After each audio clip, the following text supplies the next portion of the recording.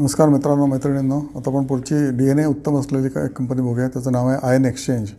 Okay, ion exchange ही basically इंजिनिअरिंगमध्ये आहे, त्यानंतर केमिकल्स आणि वॉटर ट्रीटमेंट या 3 क्षेत्रामध्ये आहे.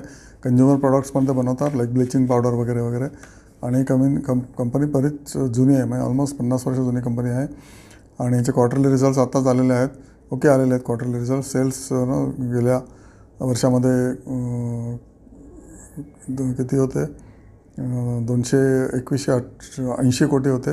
ओके, आणि यावर्षी आलेलं 2540 कोटी. ओके, आणि नेट प्रॉफिट राहायचा PBT 288 करोड आलेला आहे वर्सेस 274 करोड लास्ट इयर. आणि PAT मार्जिन किती आहे, तर margin is very important.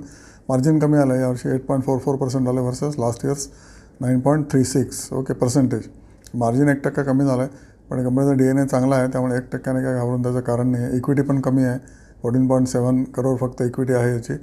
Obviously कमी आहे. लोन थोडा आहे, 198 करोड. ओके, बॅलन्स शीट वाढलेली आहे एका वर्षामध्ये 2900 करोड बॅलन्स शीट झाले from last year of 2330. Balance sheet वाढली म्हणजे काय, यांचे ॲसेट्स वाढलेले आहेत. बॅलन्स शीटचा अर्थ assets and liabilities. Obviously assets वाढलेत म्हणूनच बॅलन्स शीट वाढली असं म्हणतात, आणि त्याच्या अगेन्स्ट लायबिलिटीज पण वाढलेल्या असतात. पण ओव्हरऑल प्रॉफिटेबिलिटी जर वाढली आणि त्याच्याबरोबर जर बॅलन्स शीट वाढली ऑटोमॅटिकली, कारण एक्सेस प्रॉफिट आहे तुमच्या बॅलन्स शीटमध्ये जातात, right, as your additional reserves किंवा it is called other equity. आणि याचे क्लायंट्स कोण होते, NTPC, नंतर Indian oil, Reliance, JSW, CPCL, Chennai Petro, IRCTC, BHEL असे एकदम 5 स्टार क्लायंट्स आहेत त्याचे सगळे. त्यामुळे पैसे येण्याचा काही प्रॉब्लेम नाही. ह्याचा एक्सपोर्ट पोर्शन आहे 35%, वॉट एव्हर दे प्रोड्यूस, आणि डोमेस्टिक आहे 65%. एक्सपोर्टमध्ये जास्त मार्जिन असतं हे तुम्हाला माहितीच आहे.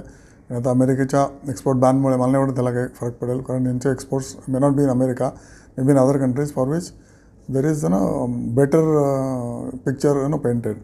ओके, तर इंजिनिअरिंग डिव्हिजनचा रेव्हेन्यू 61% आहे टोटल. याला मार्जिन कमी आहे.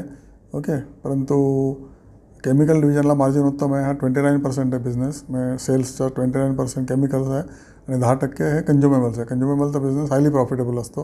Going forward it will be generating more profits. आत्ता प्रॉफिट कमी आहे याच्यामध्ये, इनफॅक्ट कंझ्युमेबल्समध्ये आत्ता लॉसच आहे. पण गोईंग फॉरवर्ड त्यात उत्तम प्रॉफिट मिळू शकतो.